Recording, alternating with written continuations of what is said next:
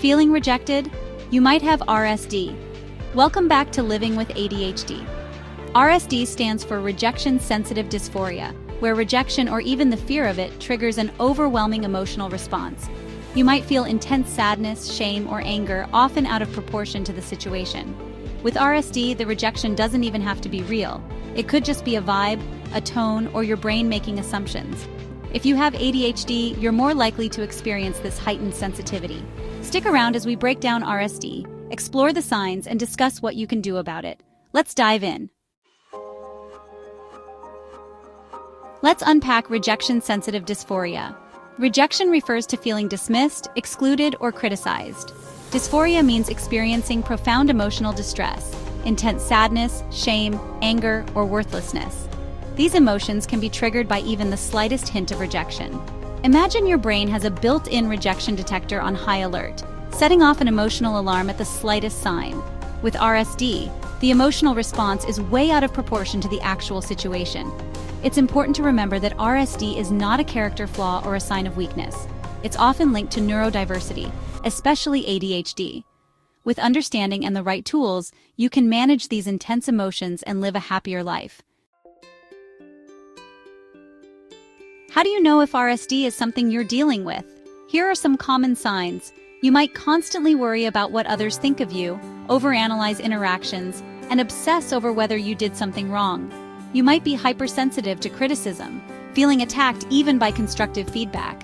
Fear of rejection can lead to avoidance, shying away from social situations, or holding back from expressing yourself. Intense emotional outbursts after perceived rejection are another sign. These reactions aren't intentional, they're your brain's way of coping. You might also notice a pattern of people-pleasing behaviors, going above and beyond to make others happy. If these signs resonate with you, don't worry, you're not alone. There are ways to manage these intense emotions and live a more fulfilling life. Now let's dive into how to cope with R.S.D. and start feeling more in control of your emotions. Practice self-awareness. Pay attention to your triggers and develop coping mechanisms. Challenge negative thoughts. Ask yourself, is this rejection real, or am I catastrophizing? Reframe rejection as an opportunity for growth. Communicate with people you trust. Explain how R.S.D. affects you. Engage in self-care activities that nourish your mind, body, and soul. Remember, coping with R.S.D. is a journey, not a destination.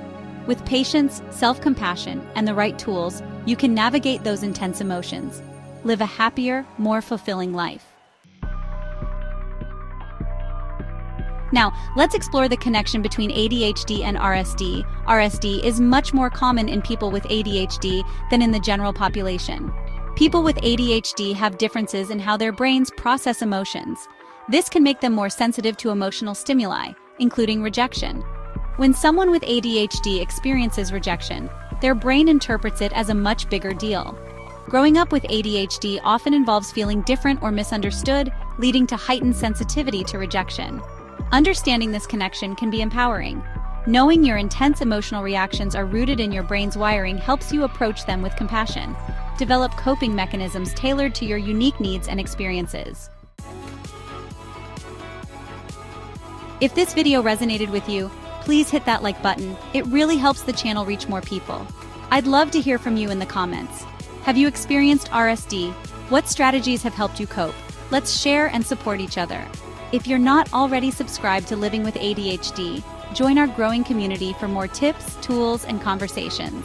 Thanks for watching, and I'll see you in the next video.